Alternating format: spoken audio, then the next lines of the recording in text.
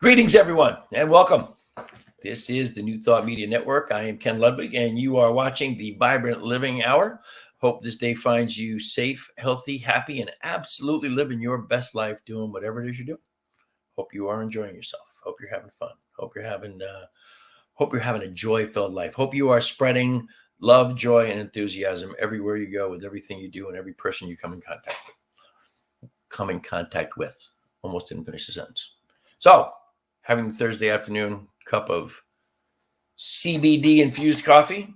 Remember, this stuff is fabulous, man. As I've gotten older, I can't drink as much coffee. I'm sorry, I'm not saying that right. Can't drink coffee later in the afternoon because it tends to keep me up at night. But for whatever reason, this CBD infused coffee, I mix it comes in this little straw set, and it looks like that there, okay? And I mix that in with just the normal 60-40 blend of decaf to regular that I mix for my regular coffee. I just do half as much as I would normally do for a morning cup, and I mix that in with the CBD infused coffee, and I get a great cup of coffee that I love that kind of just, I don't know, makes you feel, it doesn't have that kick that coffee does. It doesn't have that kind of flash and crash I refer to. But I love it, and it doesn't keep me up at night, so I can have it in the afternoon. I only really ever have it on Thursdays. Once in a blue moon, I have it on another day, but I have it for my show. It's my security blanket, a little cup of coffee. So, a lot going on in the world today. I try to have thoughts about things I want to talk about in particular, subjects I have in mind, and today I really just what I put up as the subject matter for the day was the random ramblings of an evolving hippie. And I think that's what it's about today. There's so much going on in the world. There's so much that's happening that just is everything from joy-filled to maddening that's going on in the world today. So I'm just going to talk about stuff. I want to say two things. First thing is, if you're watching the show, if you watch it on the replay, I would so appreciate a text message or an email to. You can send an email to, where's my email address here that I would like you to use. You can send an email right here to teamrockitnow@gmail.com. Send me an email. If you're somebody who's interested in being on the show, if you've got a point of view, if you've got something that involves new thought, that involves metaphysics, involves spirituality, and you want to have a conversation, please let me know. I have been in contact, by the way, as far as guests are concerned, I've been in contact with Arun Gandhi once again. Arun is going to be a guest on the show. He's also going to participate in the New Thought Media Network's closing ceremonies for the Season for Nonviolence, which we'll talk about here in a minute. But Arun will be on the show. We just have to get him hooked up with the right technology. The using StreamYard is not, which is our technology, and I love it personally. One of the things I love is that I absolutely produce my own show. I mean, I'm sitting here. I click all the buttons. Everything you see, my email scroll across the bottom there. I guess it's going that way.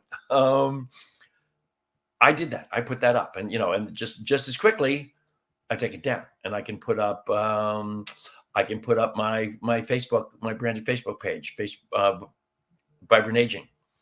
Someday we're going to change that to Vibrant Aging, Vibrant Living, but we'll get around to that eventually. Or I can change it to my sponsor, Hempworx. I can add that, hempworx.com. By the way, that's where the coffee comes from, hempworx.com. But so I do it myself. So StreamYard's great, but doesn't always work the best with all of the browsers out there.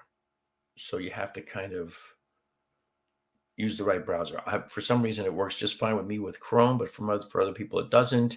You have to use Firefox and blah, blah, blah. But anyway, we're going to get Arun on here once we get his his software straightened out, his connectivity straightened out, so that we can get him on and have him on. I'm sure he'll be a fabulous guest. I wanted to, as long as we're talking about the season for nonviolence there with as far as having Arun on, what I want you to know is that this is the season for nonviolence. And if you don't know what the season for nonviolence is, it's the 64 days between the anniversaries of the assassination of Mahatma Gandhi in, I believe, 1948, which was January 30th. In I think it's 1948. I meant to look that up and I didn't. And the anniversary of the assassination of Dr. Martin Luther King, which was April 4th, 1968. Between those 2 days is 64 days. And the Association for Global New Thought, in conjunction with Arun Gandhi, who is Mahatma Gandhi's grandson, they created this season for nonviolence, these 64 days of nonviolent thought, nonviolent activity. And there is a thing on the Association for Global New Thought website. By the way, that's agnt.today. It's the only .today URL I've ever seen before. AGNT, Association for Global New Thought, AGNT.today. And on their website, one of their main things that they do is the season for nonviolence. And you will see, if you follow along, just click through the right things through their resources, you'll see the 64 different things you can do, one each during those 64 days, to participate in kind of a consciousness of nonviolence. By the way, I can see you folks out there watching. If you're watching, please drop a comment, say hi, ask a question, whatever's on your mind. I'm here to make this a conversation if that's what you'd like to do.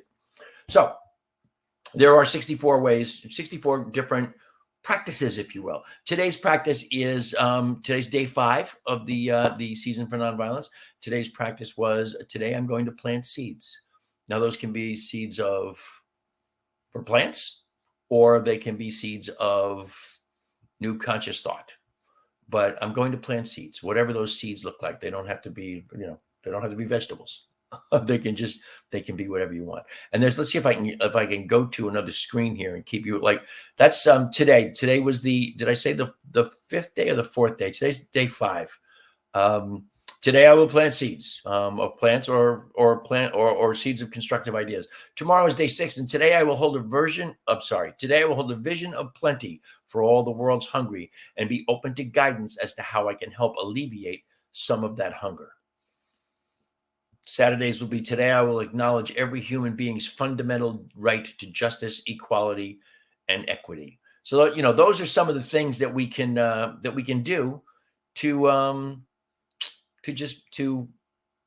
participate, if you will, in the season for nonviolence. And so it's something for you to just, I hope you will maybe take what I have said here and take it to heart and go take a look. The Association for Global New Thought, AGNT.today. Did I have something else in regards to that? I did have this thing. This is on their website.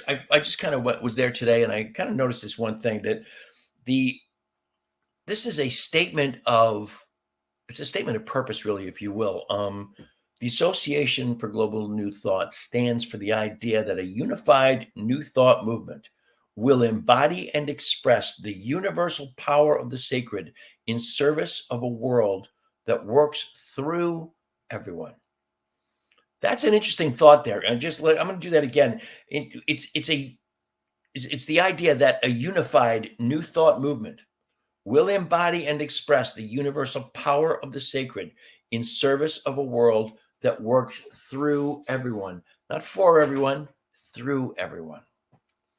That's really very cool, because when you stop and think about, most of the ideas of New Thought and what transpires in our lives are things that don't happen for us or to us. They happen all through us, whether it's through our creative thought or through other things that we do. Everything happens through us, not to us, and not even for us. Although I'm a firm believer that everything that happens through us in the great scheme of things is happening for our good, and will forever be unfolding as the pathway to the next highest vision of who we came here to be. So there's our old friend Wayne. How are you, Wayne? There is just again, so much going on in the world. There's some things that caught my attention here. In a world that is, it's confusing. There are so many diametrically opposed opinions, so many alternative facts, also in my world known as BS, so much misinformation out there around everything from the virus to the administration to you name it. And there's misinformation out there. And I think the piece for me is to try and always maintain my ability to respect the expression of the opinions without necessarily buying into the opinions, because again, so many of them are misinformation or just total BS. One of the things that's going on in the world right now that is really, it's infuriating in some ways, is that some people in government positions, on school boards, and in different state legislative positions are getting on this bandwagon, which we haven't seen in quite some time, really, of banning books. Now, if you look into history, you will find that history does not look fondly upon any and all regimes that ban books. Banning books, controlling the media, controlling the information available to people is one of the first steps into authoritarianism. And right now, and I'm not going to pull any punches here because there's only one group that's doing it, and it is Republicans that are doing it. It is members of the GOP that are doing this at the local levels, at whatever levels. They're, for the umpteenth time, there's another group somewhere, anywhere, trying to pull To Kill a Mockingbird off the shelves. If you've ever read To Kill a Mockingbird, it's one of the great social commentaries of our time. And yeah, the language is the language. It's the language of the time. And they use the N-word, and they use, and there's lots of things in there. But have you ever read Huckleberry Finn? Have you ever read Tom Sawyer? That stuff's in there as well. It's part of the it's just part of how people spoke and wrote at the time. You have to use that. I mean, my favorite book in the world is The Science of Mind, written by Ernest Holmes. It's 600 pages of stuff written in a very kind of paternalistic, if you will, fashion.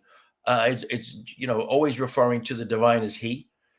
Any mention of God is also a he, and knowing full well that Ernest Holmes didn't really think that God had a gender, but always referring to the Father and that kind of thing. People want to clean that up and make it genderless or gender neutral, I guess they call it. I'm not for that. I'm not for that, because I really, really like the idea of appreciating the time in which the book was written. This was written, The Science of Mind was written by a guy who died in 1960.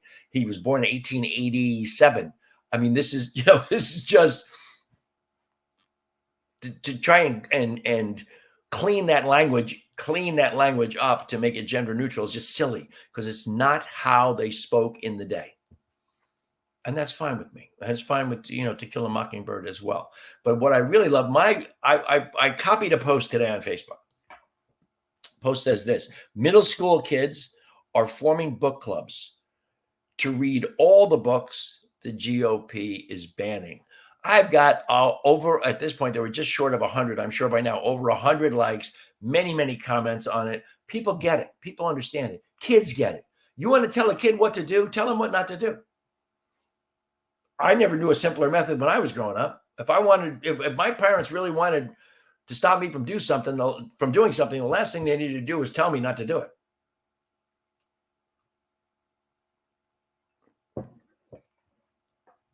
If you've got kids, if you've raised kids, you understand that.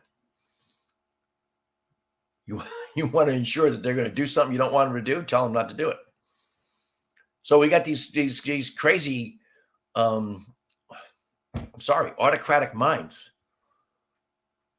banning books. And the minute you tell a middle school kid, you can't read this book because there might be some sexual content, do you need a bigger way to drive a kid to go read a book? I mean, really, seriously. We don't want you to read this book because it says nasty stuff in it. Boom, right to the bookstore, right to the library, right to forming these book clubs. I love that.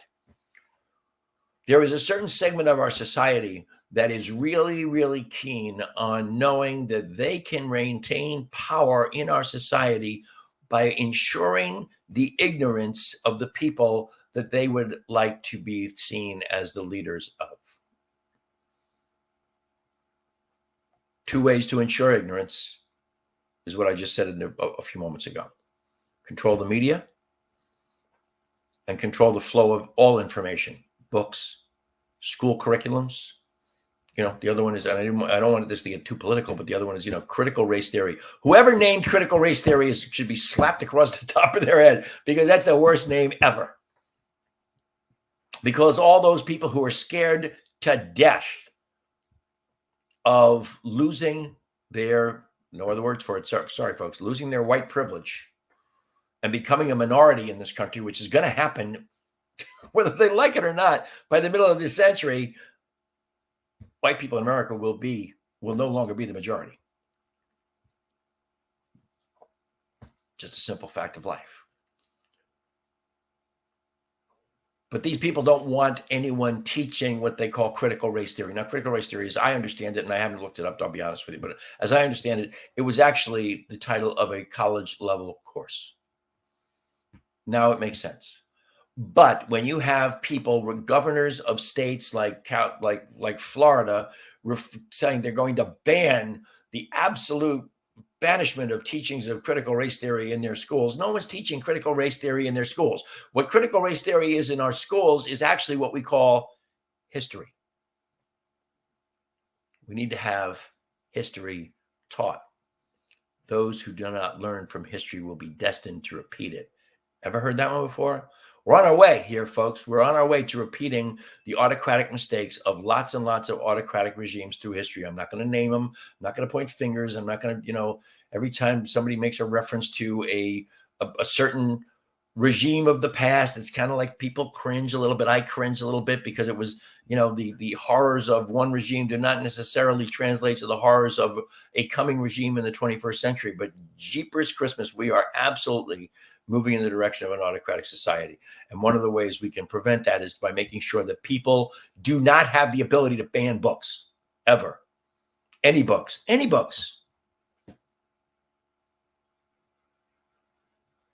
Some books might need to be labeled as absolute books based on hate. And maybe there needs to be, and I'm throwing this out, don't beat me up over this, but maybe there needs to be an age limit for some books. But not because there's sexual content, because there's hate. Anyway, I love that middle school kids are getting together to form book clubs to read the books that the GOP is banning.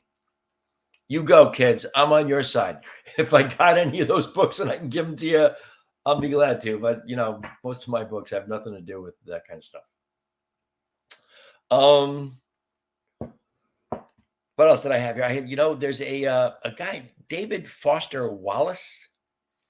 I'm not sure if you've ever heard that name before, but I know a lot of you have heard this expression, and it really just kind of, I don't remember the circumstance, but it really resonated with me at one point during the week here. And his quote is, "You'll stop wondering so much about what other people think of you when you realize how seldom they do." You'll stop wondering so much what other people think of you when you realize how seldom they do. Everybody's got their own stuff going on in the world. They're not thinking about you. They're not thinking about me. It goes back to my, something I've talked about many times, Terry Cole Whitaker's great book, Your Opinion of Me is None of My Business. Most people have an opinion of me, and that's it. They don't think about me. They don't talk about me. Or seldom, as the quote says. We spend so much time worrying about who's thinking what about us and not wanting to be thought of badly or not wanting to be rejected. And the truth is, people don't think about us that often. They just don't think about us that much.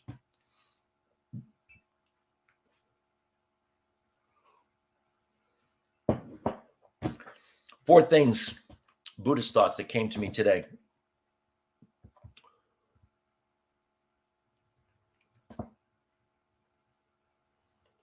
Four thoughts.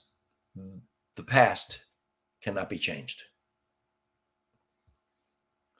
Happiness is found within. Kindness is free. and you only fail if you quit. The past cannot be changed. Happiness is found within. Kindness is free, and you only fail if you quit. True stories. Hang on a second here. I got all of a sudden, it never fails this time of day. The spam calls start coming in. My phone says potential spam, but it doesn't stop buzzing. And the one that really struck me is two of them, actually. Happiness is found within. We'll talk about that a little bit more in a minute. Kindness is free. Kindness is free. When all else fails, be kind. When there's a choice between being right and being wrong, be kind. When anyone else needs your help or your assistance or your support, just be kind. If we were all spending more time being kind and loving, we'd have a whole hell of a lot less separation in this world and a whole lot less arguments and disagreements about whatever it is we're arguing, disagreeing about. Just be kind. It is not an easy thing to do all the time. It's not.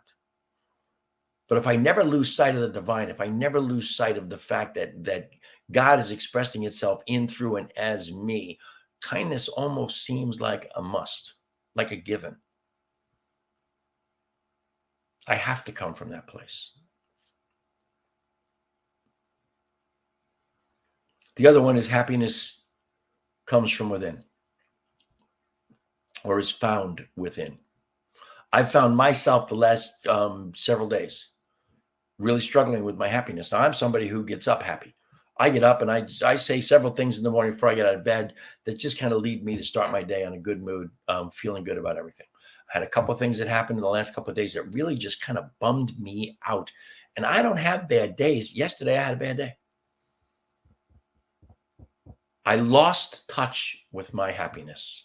I lost touch with my joy, with my divine at the core of my being. I lost touch with my inner being. And I found myself wallowing in one of my favorite expressions from Robert Anton Wilson. You are precisely as big as what you love, and precisely as small as the things you allow to annoy you. And I found myself being annoyed at little things, very, very little things. And little things, being annoyed at little things just makes me little, just makes me smaller.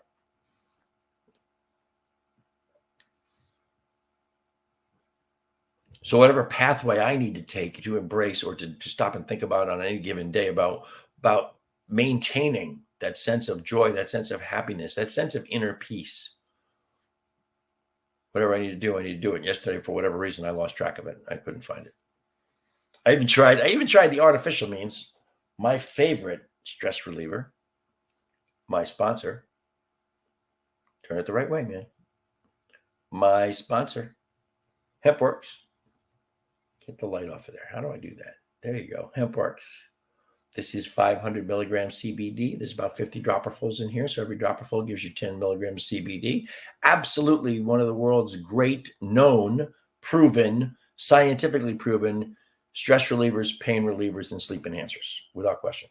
This is full spectrum. This has a trace amount of THC, 3.3% or less THC in here. Makes it legal everywhere in the country. We also have, with the white label, we have a broad spectrum CBD, which has 0 THC. So if you're somebody who is taking a serious drug test for work, or if you have a very rare allergy to THC, there's nothing here to be tested on, because there is none. There's 100% pure CBD, no THC.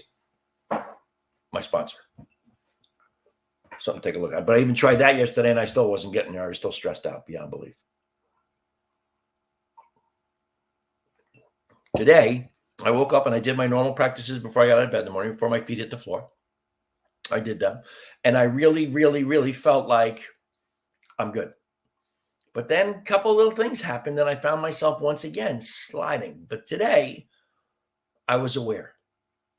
And when you're aware, it's hard to look the other way. When you know that you're doing or experiencing things that you don't want to do or experience, and you know you have tools to move you away from that, then you absolutely are compelled to use them, which I did today. And it worked. But it was interesting to just have that feeling. There was a thing. By the way, that Robert Anton Wilson, just a thing about him. He was he's an author. He was a futurist, and he was a self-proclaimed agnostic mystic. Now, I don't even know what the hell that is, but he was like a high priest, or even known as a pope type figure in the practice, the philosophy of what's known as Discordianism. Discordianism is based on the goddess Eris, Eris, who I think is a Greek goddess, or she was also known as Discordia, and she's the goddess of chaos. And that's what Robert Anton Wilson was a practitioner of. Go look it up. It's Discordianism. It's an interesting subject. I spent a few minutes there today just for the hell of it, to look at it.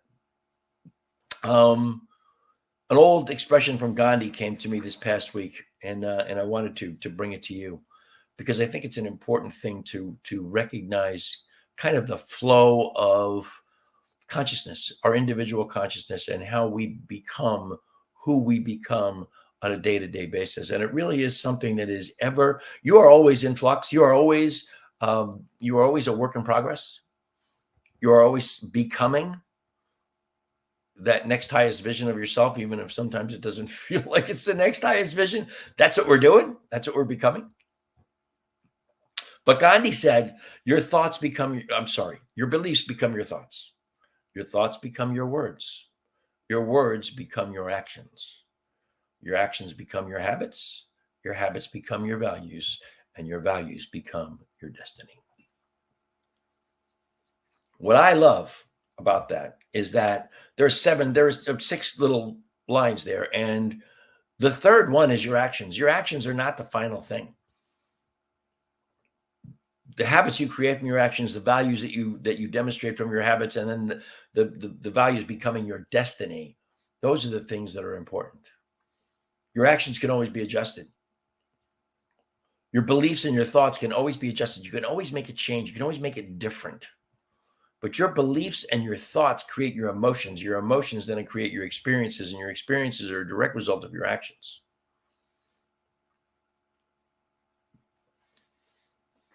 A piece from Gandhi during this season for nonviolence. Your beliefs become your thoughts become your words become your actions become your habits become your values become your destiny. That's an old favorite that I just came back to me this week, as I mentioned. Excuse me. So,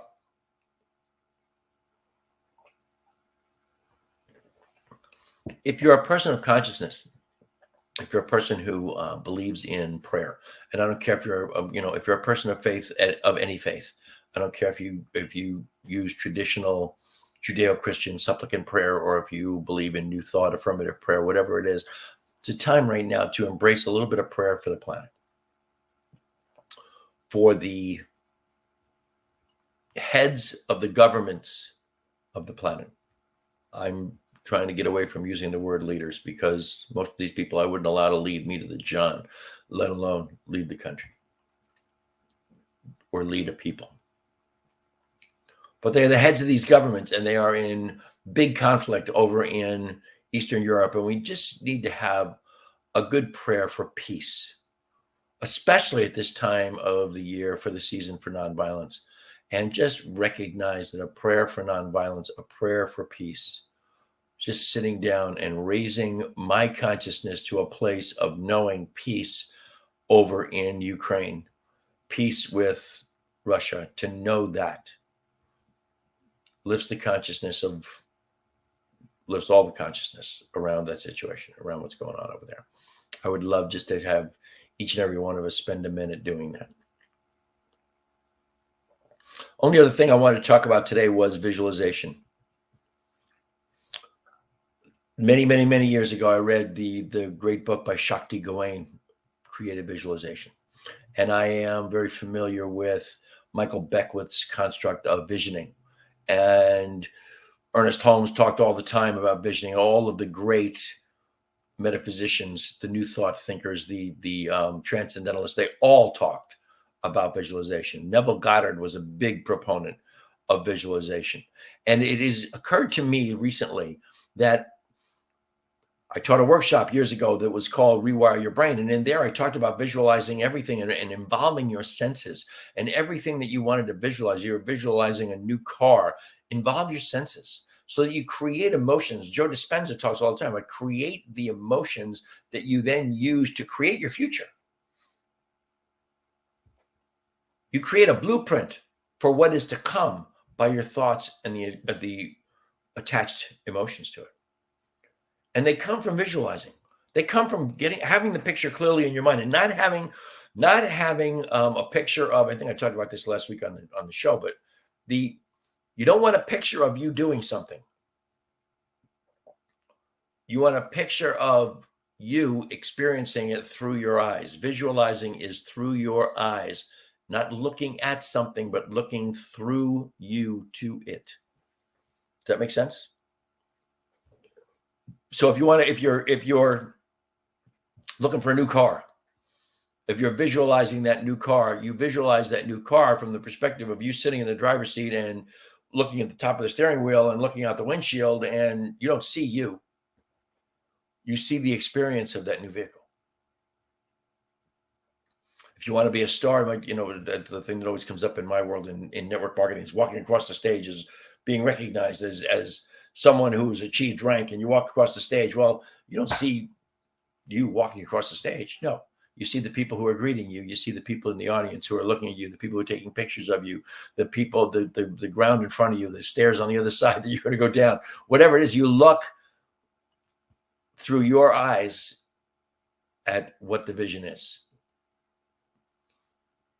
And stay with that until you generate an emotion around it, until you feel the joy of it, the sense of accomplishment of it.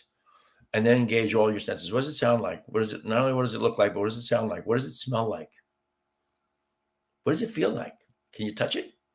What does it taste like? It's an interesting one is taste, okay? But I mean, every experience, there's a taste in your mouth. Stop and think about that. If you get in a brand new car, you can almost taste the smell of the leather. Just a thought. But the more you involve your senses, the more you actually just bring up the emotions. When you bring up the emotions, you are now creating that blueprint for what you are going to experience, what is about to unfold for you in your life. That's visualization.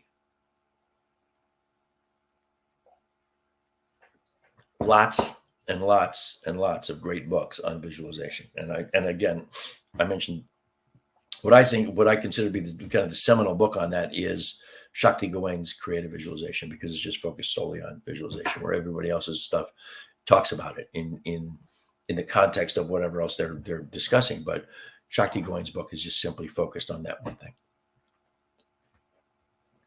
So, and I had, I've been a member of the Optimus Club for about 5 or 6 years. We moved to North Carolina, so my membership with the Optimus Club in Wheat Ridge, Colorado kind of dissipated, although I'm still on their email list. And if any of you guys are watching, thank you, Mike Cunningham, for keeping me on the email list, keeping me in touch with my people there in Wheat Ridge in Colorado. And somewhere along the line, I'm sure I will join an Optimus Club here when I find a permanent place to live. When Lisa and I finally find that home, I'll join an Optimus Club here in North Carolina.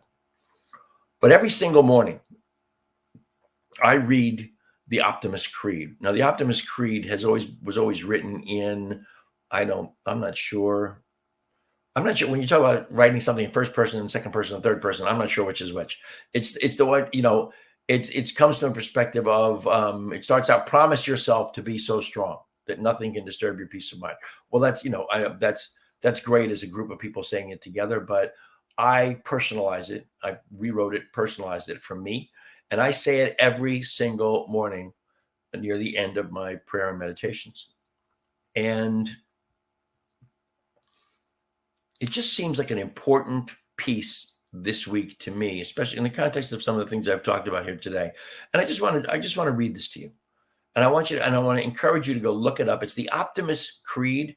It was created by Christian D. Larson, who is another metaphysician. And the Optimus Club is, I would say, it's more has Christian roots than metaphysical roots. But Christian D. Larson wrote this, and this is the Optimus Creed that is recited by every Optimus Club, as far as I know, everywhere in the world. And there are hundreds of them around the globe. So here's what it says. Today, I am so strong that nothing can disturb my peace of mind. I talk health, happiness, and prosperity to every person I meet. I make all my friends feel that there is something in them. I look at the sunny side of everything and make my optimism come true. I think only of the best. I work only for the best, and I expect only the best. I am just as enthusiastic about the success of others as I am about my own. I forget the mistakes of the past and press on to the greater achievements of the future. I wear a cheerful countenance at all times and give every living creature I meet a smile. I give so much time to the improvement of myself that I have no time to criticize others. I am too large for worry, too noble for anger, too strong for fear, and too happy to permit the presence of trouble. And so it is. The "and so it is mine, not Christian Larson's. That's pretty much, that's it for me today. That's about all I got for you today. As always, remember that the New Thought Media Network is where is my crawl for that? So funny. Sometimes you just lose things, man. New Thought Media Network is a nonprofit organization. Please go to ntmedia.org and click on donate. And we would be more than grateful for anything and everything you would be willing, generous enough to donate to us. We live and breathe by virtue of your donations. And so please, whatever works for you, whatever moves you're moved to do, we're thrilled. The sponsor of this show is Hempworx, hempworx.com. Go there. The finest CBD and hemp-based products you will find anywhere in the world.